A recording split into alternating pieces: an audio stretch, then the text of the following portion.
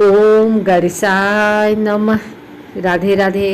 आइए सुनते हैं विभुवन संकष्टी चतुर्थी पर देवरानी जेठानी की यह कहानी। सकट चौथ व्रत महिलाएं अपनी संतान की लंबी आयु और खुशहाल जीवन के लिए रखती हैं। साथ ही इस व्रत को करने से व्यक्ति की सारी मनोकामना पूर्ण हो जाती हैं। इस दिन भगवान गणेश की पूजा की जाती है। पूजा के समय गणेश भगवान की ये पावन कथा सुनना बिल्कुल भी ना भूलें।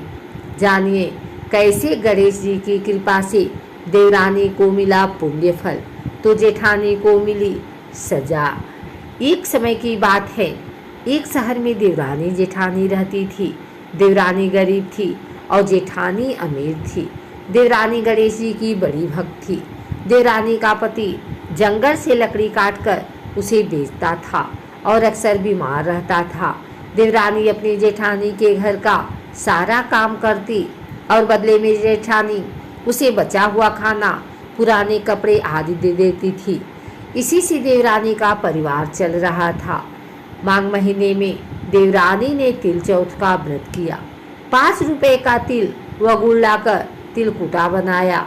पूजा करके तिल चौथ की कथा सुनी और तिलकुटा छीके में रख दिया और सोचा कि चाँद निकलने के बाद ही कुछ खाएगी।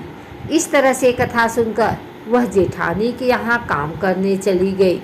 खाना बनाकर जेठानी के बच्चों को खाना खाने को कहा तो बच्चे बोले, माँ ने व्रत किया है और माँ भूखी है। जब माँ खाना खाएगी तभी हम भी खाएंगे। जेठानी को खाना खाने को कहा तो जेठ जी बोले, मैं अकेला नहीं खाऊंगा, जब चाँद निकलेगा तभी मैं खाऊंगा। देवरानी ने कहा, मुझे घर जाना है इसलिए मुझे खाना दे दो।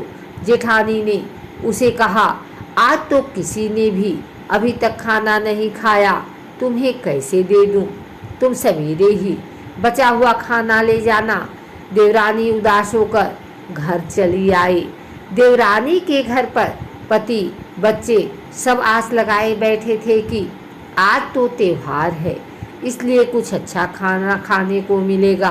परंतु जब बच्चों को पता चला कि आज तो रोटी भी नहीं मिलेगी तो बच्चे रोने लगे। ये देखकर देवरानी के पति को गुस्सा आ गया और कहने लगा कि दिन भर काम करने के बाद भी 2 रोटियां नहीं ला सकती तो काम क्यों करती हो? पति ने गुस्से में आकर पत्नी को कपड़े धोने से पीटा। धोना हाथ से छूट गया तो पाटे से मारा। वो बेचारी गणेश जी को याद करती हुई रोते हुए पानी पीकर सो गई। उस दिन गणेश जी देवरानी के सपने में आए और कहने लगे, धोने मारी, पाटे मारी, सो रही है या जग रही है? वह बोली, कुछ सो रहे हैं कुछ जग रहे हैं। गणेश जी बोले, भूख लगी है, खाने के लिए कुछ दे। देवरानी बोली, क्या दूं? मेरे घर में तो अन्न का एक दाना भी नहीं है। जेठानी बचा हुआ खाना देती थी, आज वो भी नहीं मिला। देवरानी ने आगे कहा कि पूजा का बचा हुआ तिलकुटा छीके में पड़ा है, वही खा लो। गणेश जी ने तिलकुट खाया और उसके बाद कहने लगे, धोने मारी, पाटे मारी, निमताई लगी है, कहाँ निमटे? उसने कहा, यह खाली झोपड़ी है, आप कहीं भी जा सकते हैं, जहाँ इच्छा हो वहाँ निमट लो। फिर गणेश जी बोले, अब कहाँ पोंछूं? अब देवरानी को बहुत गुस्सा आया। कहने लगी, कब से परेशान किए जा रहे हो? सो बोली, मेरे सिर पर पोंछो। और कहा। देवरानी जब सुबह उठी तो यह देखकर हैरान रह गई कि पूरा घर हीरों और मोतियों से जगमगा उठा है। सिर पर जहाँ बिंदिया पोंछनी कर गए थे वहाँ हीरे के टीके और बिंदी जगमगा रहे थे। इसके बाद देवरानी जेठानी के यहाँ काम करने नहीं गई। जेठानी ने कुछ देर तो राह देखी, फिर बच्चों को देवरानी को बुलाने भेज दिया। जेठानी ने सोचा, कल खाना नहीं दिया था इसलिए शायद देवरानी बुरा मान गई होगी। बच्चे बुलाने गए और बोले, चाची चलो, माँ ने बुलाया है। दुनिया में चाहे कोई मौका चूक जाए, पर देवरानी जेठानी आपस में कहने का मौका नहीं छोड़ती। देवरानी ने कहा, बेटा बहुत दिन तेरी माँ के यहाँ काम कर लिया, अब तुम अपनी माँ को ही मेरे यहाँ काम करने भेज दो। बच्चों ने घर जाकर माँ से कहा कि चाची का पूरा घर हीरो और मोतियों से जगमगा उठा है। जेठानी दौड़कर देवरानी के घर गई और पूछा कि यह सब कैसे हो गया। देवरानी ने जेठानी को सब बता दिया जो भी उसके साथ हुआ था। घर लौटकर जेठानी ने कुछ सोचा और अपने पति से कहने लगी, आप मुझे धोने और पाटे से मारो। उसका पति बोला कि भली मानस, मैंने तो कभी तुम पर हाथ भी नहीं उठाया, मैं तुम्हें धोने और पाटे से कैसे मार सकता हूँ।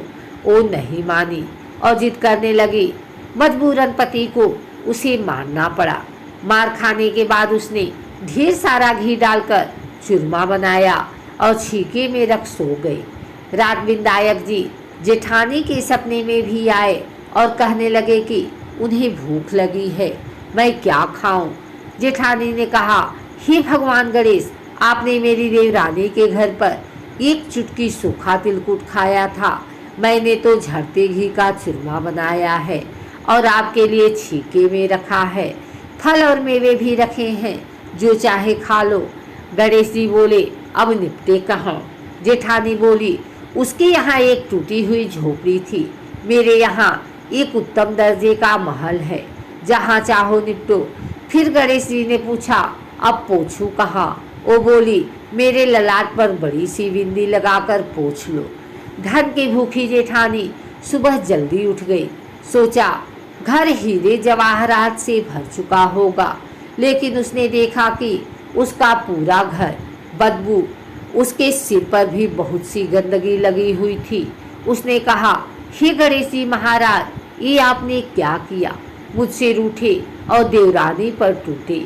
जेठानी ने घर की सफाई करने की बहुत कोशिश की, परंतु गंदगी और ज़्यादा फैलती गई। जेठानी के पति को मालूम चला तो वो भी बहुत गुस्सा हुआ और बोला, तेरे पास इतना सब कुछ था, फिर भी तेरा मन नहीं भरा। परेशान होकर चौथ के विनायक जी से मदद की विनती करने लगी। बोली, मुझसे बड़ी भूल हुई, मुझे क्षमा करो। विनायक जी ने कहा, देवरानी से जलन के कारण जो तूने किया है, उसी का फल तुझे मिला है। अब तू अपने धन में से आधा उसे देगी, तभी यह सब साफ होगा। उसने आधा धन तो बांट दिया, किंतु मोहरों की एक हाड़ी चूल्हे के नीचे गाड़ रखी थी। उसने सोचा किसी को पता नहीं चलेगा और उसने उस धन को नहीं बांटा। जेठानी ने गणेश जी से कहा, हे चौथ विनायक जी, अब तो अपना ये बिखराव समेटो। वे बोले, पहले चूल्हे के नीचे गाड़ी हुई मोहरों की हाड़ी और टांग पे रखी सुई की भी पाती कर। इस प्रकार विनायक जी ने सुई जैसी छोटी चीज का भी बंटवारा करवाकर अपनी माया समेटी। हे गणेश जी महाराज, जैसी आपने देवरानी पर कृपा करी, वैसी सब पर करना।